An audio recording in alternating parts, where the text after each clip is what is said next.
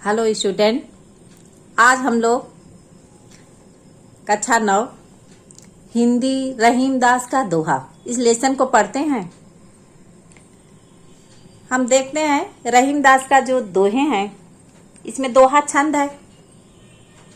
रहीमदास की भाषा ब्रज भाषा है, मुक्तक उपदेशात्मक शैली है। इन्होंने इसमें उपदेश दिया है, शांत रस है।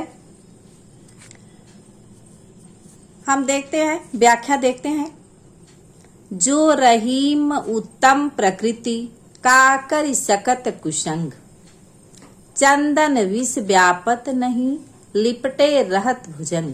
इसमें कवि रहीमदास जी कहते हैं कि जो मनुष्य उत्तम प्रकृति, उत्तम अच्छे प्रकृति मने स्वभाव का करी क्या कर सकता है, कुसंग मने बुरी संगत। जो मनुष्य उत्तम प्रकृति का होता है, उत्तम स्वभाव का होता है, बुरी संगति कुसंग बुरी संगति कुछ भी नहीं कर सकता है।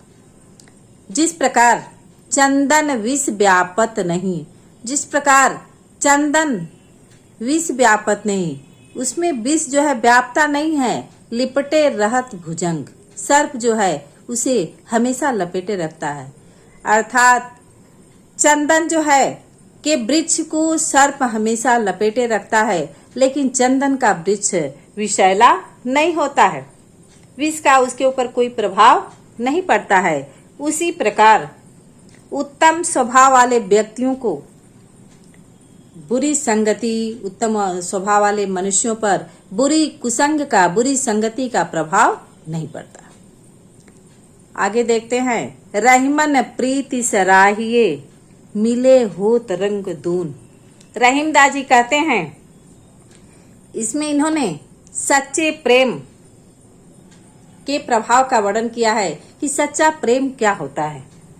रहीमदास जी कहते हैं, हमें रहीमन प्रीति सराहिए, वही प्रेम प्रीति सराहिए प्रशंसनीय है, सराहना करने योग्य है। मिले होत रंग दून, जो मिलकर के दुगना हो जाता है, प्रेम का रंग दुगना हो जाता है। जौ जर्दी, जिस प्रकार जर्दी पीलापन हल्दी तजय, हल्दी जो है पीलेपन को तजय छोड़ देती है, तजय छोड़ देता है, सफेदी को चूना मने चूना। जिस प्रकार हल्दी अपने पीलेपन को छोड़ देती है और जो चूना होता है वह अपने सफेद रंग को छोड़ देता है। अर्थात दोनों मिलकर अपना सफेद रंग त्याग कर आपस में मिलने के बाद क्या हो जाते हैं, लाल रंग में परिवर्तित हो जाते हैं। तो कवि के कहने का तात्पर्य है कि सच्चा प्रेम भी ऐसा ही होता है। जो दोनों प्रेमी अलग अलग स्वभाव के होने पर भी एक दूसरे में क्या होते हैं, समाहित हो जाते हैं, अर्थात एक रूप हो जाते हैं। आगे देखते हैं। टूटे सुजन मनाइए जौ टूटे 100 बार, रहीमन फिर फिर पोइए टूटे मुक्ता हार। इस दोहे में कवि ने बताया है कि यदि श्रेष्ठ मनुष्य रूठ जाए तो उसे बार बार हमें क्या करना चाहिए, मनाना चाहिए। माने उन्होंने सज्जन के महत्व को दर्शाया है कि टूटे सुजन मनाइए, यदि टूट जाता है, रुष्ट हो जाता है सुजन सज्जन मनुष्य, मनाइए, उसे मनाना चाहिए। जौ टूटे 100 बार, यदि वह 100 बार भी टूटता है, नाराज होता है। रहीमदास जी कहते हैं कि यदि कोई सज्जन मनुष्य हमसे 100 बार भी नाराज होता है तो उसे हमें बार बार क्या करना चाहिए, मनाना चाहिए। रहीमन फिर पोइए टूटे मुक्ता हार। रहीमदास जी कहते हैं कि फिर बार बार पोइए, उसे गूथिए, पिरोया जाता है। यदि मुक्ता हार मोती की माला, जैसे मोती की माला यदि टूट जाती है तो उसे बार बार क्या करते हैं, धागे में हम पिरोते हैं। उसी प्रकार यदि सज्जन को भी हमें क्या करना चाहिए, बार बार मना लेना चाहिए, क्योंकि वे मोती की तरह ही, मुक्ताहार वे मोती की तरह ही क्या होते हैं, मूल्यवान होते हैं। आगे हम देखते हैं। रहीमन अश्वा नयन ढरी जिय दुख प्रकट करे। इस दोहे में कवि ने बताया है कि घर का जो भेद है वह घर का व्यक्ति ही खोल देता है। जैसे आंसुआ नैन ढर, जिस प्रकार आंख से जो नैन नेत्रों से आंसू ढर निकलकर जी मन हृदय के दुख को प्रकट कर देते हैं। जैसे जिस प्रकार आंख रूपी घर से निकलने पर जो आंसू है जी दुख हृदय के दुख को प्रकट कर देते हैं, अर्थात हृदय के जो दुख का भेद है वह खोल देते हैं। जाहि निकारो गेहते, जिस प्रकार जिसे निकाल दिया जाता है गेहते घर से, कस न भेद कह दे, किससे अपने भेद को नहीं कहता है, अर्थात वह अपने घर के भेद को सबसे कह देता है। जिस प्रकार ठीक उसी प्रकार यदि किसी व्यक्ति को घर से निकाल दिया जाता है तो वह घर के सारे भेद को क्या करता है, बाहर कर देता है, सबसे बता देता है। आगे हम देखते हैं, कही रहीम संपत्ति सगे, बनत बहुत बहुरीत, विपत्ति कसौटी जे कसे, ते ही साचे मित। इसमें कवि ने सच्चे मित्र के लक्षण बताए हैं कि सच्चा मित्र होता कौन है। रहीमदास जी कहते हैं कि संपत्ति सगे, संपत्ति के समय धनवान होने पर, बनत बहुत बहुरीत, बहुत से लोग रीति प्रेम करते हैं, सगे संबंधी हो जाते हैं। अब विपत्ति कसौटी जे कसे, लेकिन विपत्ति की कसौटी पर अर्थात जो विपत्ति के समय साथ देता है, ते ही साचे मित, वही सच्चा मित्र होता है। अर्थात विपत्ति के समय जो खरा उतरता है वही सच्चे मित्र होते हैं। आगे हम देखते हैं, जाल परे जल जात बही, तज मीनन को मोह, रहमन मछरी नीर को तऊ न छाड़त छो। इस दोहे में कवि ने एक मछली के माध्यम से बताया है कि सच्चा प्रेम क्या है, सच्चे स्वरूप का वर्णन किया है। जाल परे जल जात बही, अनुप्रास अलंकार है, ज शब्द कई बार आया है, वर्ड की आवृत्ति है, इसमें अनुप्रास अलंकार है। जाल परे जल जात बही, कवि रहीम कहते हैं जिस प्रकार मछुआरा जो जाल डालता है, जल में पानी में जाल डालता है, लेकिन जल जात बही, जो जल है जात बही वह क्या होता है, जाल से बही बाहर निकल जाता है। तजी मैंने छोड़कर मीनन को मोह, मछली के प्रेम को। जिस प्रकार मछुआरा जो है जल में जाल डालता है, लेकिन जो जल है वह मछली के प्रेम को छोड़कर बाहर निकल जाता है। रहीमन मछली नीर को, लेकिन जो मछली है नीर को जल के प्रेम को तऊ न छाड़त छो, लेकिन जो मछली है जल के प्रति अपने मोह अथवा प्रेम को छोड़ नहीं पाती। अर्थात जल का साथ छोड़ने पर वह अपने प्राण को त्याग देती है। कवि के कहने का तात्पर्य है कि जो सच्चा प्रेमी है कभी अपने साथी का साथ नहीं छोड़ता। इसके लिए चाहे वह अपने प्राण को भी उसे छोड़ना पड़े, अपने प्राण को क्यों न त्यागना पड़े। आगे देखते हैं, दीन सबन को लखत है, दीन लखै न कोई, जो रहीम दीन लखै, दीन बंधु सम होय। इसमें रहीमदास जी कहते हैं कि दीन सबन को लखत है। इन्होंने बताया है कि जो मनुष्य गरीबों का साथ देता है, दीन दुखियों पर दया करता है, वह दीन बंधु के समान हो जाता है, अर्थात ईश्वर के समान हो जाता है। दीन सबन को लखत है, जो दीन होते हैं, गरीब होते हैं, असमर्थ व्यक्ति होते हैं, अन्य व्यक्तियों का साथ देते हैं। सबन को लखत है, सभी का साथ देते हैं, लेकिन दीन ही लखै न कोई, लेकिन जो दीन होते हैं, दुखी होते हैं, लखै न कोई, कोई लगता नहीं है, कोई देखता नहीं है या कोई उसका ध्यान नहीं देता है। जो रहीम दीन नहीं लखे, रहीमदास जी कहते हैं कि जो दीनों पर ध्यान देता है, दीनों का ध्यान देता है, गरीबों का पर दया रखता है। दीन बंधु सम होए, वह दीन बंधु के सम माने समान होता है। वह दीन बंधु के समान होता है, अर्थात जो गरीबों पर दया दृष्टि देखते हैं वह मनुष्य ईश्वर के समान होते हैं, दीन बंधु के समान होते हैं। प्रीतम छवि नयनन बसी, अपर छवि कहाँ समाए। भरी सराय रहीम लख, पथिक आप फिर जाए।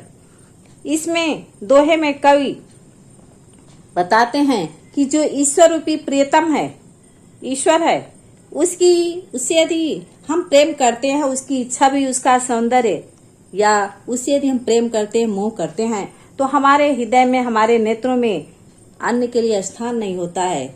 हम अन्य वस्तुओं से हमारा जो मोह है वह छूट जाता है।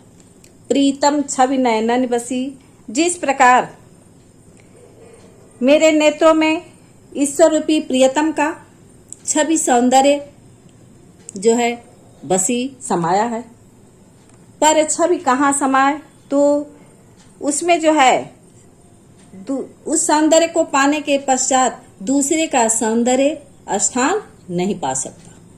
भरी सराय रहीम लख, जिस प्रकार भरी भरा हुआ है सराय ठहरने का स्थान, लखी देखकर पथिक जो राही हैं, पथिक हैं, आप फिर जाए, अपने आप क्या होते हैं, फिर जाते हैं, लौट जाते हैं। जैसे जो धर्मशाला है, ठहरने का स्थान है, यदि वह भरा हुआ है तो जो राहगीर हैं अपने आप लौट जाते।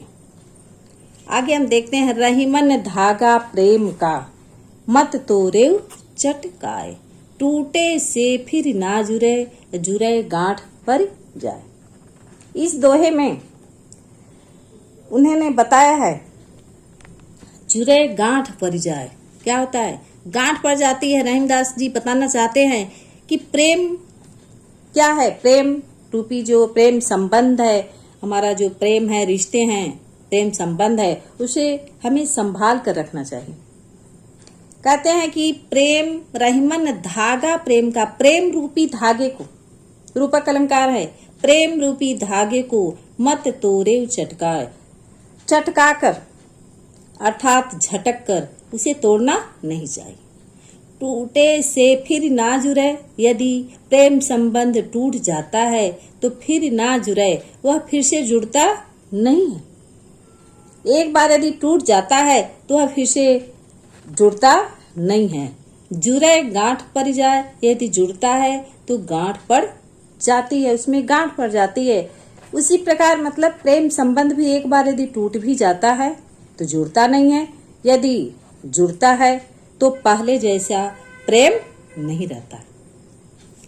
कदली सीप भुजंग मुख, स्वाति एक गुण तीन। जैसी संगति बैठिए, तय सोई फल दीन। इस दोहे में कवि ने संगति का जो प्रभाव है, संगति का क्या प्रभाव पड़ता है, संगत के प्रभाव का वर्णन किया है। कहते हैं, रहीमदास जी कहते हैं कि कदली जो केला होता है, सीप भुजंग मुख सर्प का मुख, स्वाति एक गुण तीन, जो स्वाति नक्षत्र का जल होता है उसकी एक बूंद होती है लेकिन उसके गुण तीन होते हैं। तो जैसी संगत, जैसा संगत रखते हैं, जैसे लोगों का साथ करते हैं, तय सोई फल दीन, वैसा ही फल मिलता है। अर्थात कहने का तात्पर्य है कि जिस प्रकार स्वाति नक्षत्र से गिरी हुई जो बूंद है समान गुण वाली होती है, लेकिन कदली, शीप, भुजंग तीनों स्थान पे गिरने पर उसका अलग अलग प्रभाव पड़ता है। जैसे केले में, कदली केले में पड़ता है तो कपूर बनता है, सीप के मुख में गिरता है तो मोती बनता है, लेकिन भुजंग मुख, लेकिन सर्प के मुख में पड़ता है तो वह क्या बन जाता है, विष बन जाता है। जैसी संगति बैठिए, कवि कहते हैं कि हम जैसे लोगों का साथ रखते हैं, तय सोई फल दीन, वैसा ही फल प्राप्त होता है। कहने का तात्पर्य है कि हमें अच्छे लोगों का साथ करना चाहिए। आगे देखते हैं, तरुवर फल नहीं खात है। सरवर पियहि न पान, कहि रहीम पर काज हित, संपत्ति सचहि सुजान। इसमें कवि रहीम ने परोपकार की महत्ता को बताया है कि हमें परोपकारी होना चाहिए। तरुवर फल, तरुवर जो वृक्ष हैं फल नहीं खात है, फल को स्वयं नहीं खाते हैं। सरोवर पियहि न पान, सरोवर जो तालाब हैं नहीं पीते हैं। पियहि न पान, अपने जल को स्वयं पीते नहीं, अर्थात अपना जल स्वयं नहीं पीते हैं। कहि रहीम, रहीमदास जी कहते हैं पर काज, दूसरों के कार्य के लिए, दूसरों की भलाई के लिए, हित में लिए, संपत्ति धन को संचय एकत्र करते हैं सुजान, सज्जन मनुष्य। जैसे वृक्ष कहते हैं कि जिस प्रकार वृक्ष अपने फल को स्वयं नहीं खाते हैं, तालाब अपना पानी स्वयं नहीं पीते हैं, अर्थात वृक्षों के फल और तालाबों का जो जल का सेवन है अन्य लोग करते हैं। इसी प्रकार रहीमदास जी कहते हैं कि जो सज्जन मनुष्य होते हैं, सुजान जो सज्जन मनुष्य होते हैं, पर काज, दूसरों की भलाई के लिए, संपत्ति धन को एकत्र करते हैं, परोपकार के लिए धन को एकत्र करते हैं।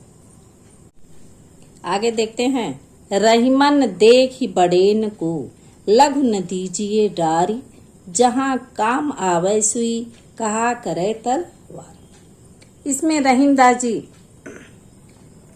ने बताया है कि आवश्यकता अनुसार वस्तु चाहे छोटी हो चाहे बड़ी हो, सबकी महत्ता होती है, उसकी हमें उपेक्षा नहीं करनी चाहिए। कवि रहीम कहते हैं कि देख ही बड़ेन को, बड़ों को देखकर, लघु न दीजिए डार, छोटों को न दीजिए डार, परित्याग नहीं करना चाहिए, उसका निरादर नहीं करना चाहिए। जहाँ काम आवे सुई, जहाँ सुई का काम होता है, जिस प्रकार सुई का काम तलवार से नहीं किया जा सकता है, कहा करे तलवार, सुई का काम जो है तलवार से नहीं किया जा सकता है, उसी प्रकार तलवार का जो काम है सुई से नहीं लिया जा सकता है। कवि के कहने का तात्पर्य है कि छोटे और बड़े दोनों ही अपने अपने स्थान पर क्या हैं, उपयोगी होते हैं और महत्वपूर्ण होते हैं। इसमें कवि ने तलवार और सुई के माध्यम से उसकी उपयोगिता को बताया है। यहाँ कौन सा अलंकार है? दृष्टांत अलंकार है, अर्थात कवि ने यहाँ उदाहरण दिया है, समझाने के लिए क्या दिया है? उदाहरण दिया। आगे देखते हैं, यो रहीम सुख होत है, बढ़त देख निज गोत, ज्यों बड़री आँखिया निरख, आँखिन को सुख होत। इसमें रहीमदास जी ने कहा है कि प्रत्येक जो परिवार है, प्रत्येक व्यक्ति जो उसका गोत्र कुल है, उसका खानदान है, वो अपने खानदान को बढ़ता हुआ देखकर उसे बहुत प्रसन्नता होती है कि यों रहीम सुख होता है। रहीमदास जी कहते हैं कि सुख होता है, जो जिस प्रकार सुख होता है बढ़त देख, बढ़ता हुआ देखकर निज गोत, अपने गोत्र को, अपने परिवार खानदान, जिस प्रकार रहीमदास जी कहते हैं कि जिस प्रकार मनुष्य को अपना खानदान, अपना परिवार को बढ़ते हुए देखकर प्रसन्नता होती है, ज्यों बड़री आँखिया निरख, उसी प्रकार जिस प्रकार बड़ी बड़ी आँखों को निरख देखकर आँखिन को सुख होत, बड़ी बड़ी आँखों को देखकर क्या होता है? सुख की प्राप्ति होती है, सबको सुख की प्राप्ति होती है, आनंद मिलता है, अर्थात अच्छा लगता है। ज्यों बड़री आँखिया निरख, आँखिन को सुख होत, जैसे बड़ी बड़ी आँखों को देखकर सभी की आँखों को अपार सुख की प्राप्ति होती है। रहीमन ओछे नरन ते, तजौ बैर अरु प्रीत, काटे चाटे स्वान के, दुहू भांति विपरीत। इसमें रहीमदास जी बताए हैं कि ओछे नरन मतलब नीच मनुष्य, जो ओछा स्वभाव का मनुष्य है, नीच स्वभाव का मनुष्य है, उससे हमें दूर रहना चाहिए। उससे प्रेम चाहे शत्रुता कुछ भी नहीं करना चाहिए, दोनों कष्टदायक है। रहीमन ओछे नरन ते, ओछे नरंते, नीच स्वभाव वाले नरंते मनुष्य से तजो, त्याग दो, बैर, शत्रुता, अरु और प्रीत मने प्रेम। कहते हैं रहीमदास जी कहते हैं कि नीच व्यक्तियों के साथ शत्रुता और प्रेम कुछ भी नहीं करना चाहिए, दोनों का परित्याग कर देना चाहिए। जिस प्रकार काटे चाटे श्वान के, यदि श्वान जो कुत्ता है यदि मनुष्य को चाट लेता है तो उसका शरीर अपवित्र हो जाता है। दुहु भांति विपरीत, और यदि काट लेता है तो वह अपने विष को मनुष्य के शरीर में पहुंचाकर उसकी मृत्यु भी कर देता है, उसे पीड़ा देता है, विष उसके शरीर में फैला देता है। इसलिए कहने का तात्पर्य है कि हमें नीच व तुच्छ लोगों की संगति को भी त्याग देना चाहिए।